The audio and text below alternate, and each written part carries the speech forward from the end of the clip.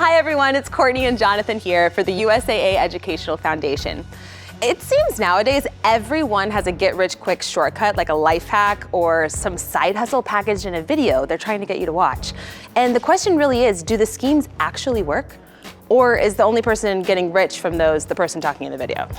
It makes you wonder. For those of us not willing to roll those dice, growing our money will require some smart choices. That means you'll likely have to do some type of investing along the way. Well, and that's right. We're not talking get-rich-quick schemes. We're talking prudent, long-term investing. And if you're going to be investing, it's important to understand exactly what factors can impact your success. Obviously, one major element is what you invest in. And there's a bunch of information to help with that on how to build an investment strategy elsewhere on the USAA Educational Foundation's website. But what you invest in is only part of the equation. The other major components to increase your chances of long-term investment success are the amount you invest, the return you earn, and time. Today, we're going to focus on the time component.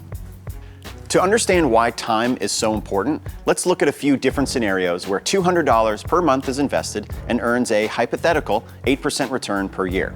And the only variable will change with each scenario is the amount of time involved.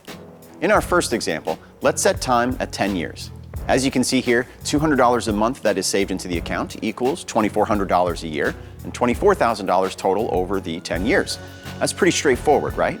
But here's something interesting. Look at the annual earnings column starting in year 9.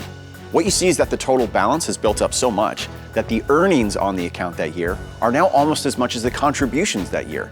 $2,344 of earnings compared to $2,400 invested.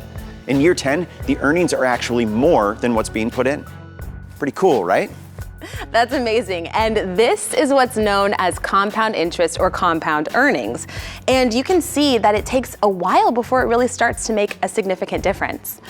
Now, let's see what happens when you have even more time to work with, say 20 years. This time, let's just focus on how much you'd be adding to the account through investments compared to how much compound earnings would be adding to the account. As you can see, contributions from compound earnings quickly eclipse what you're putting in, reaching almost 4 times as much by year 20. And at 30 years, the difference is even more eye-popping.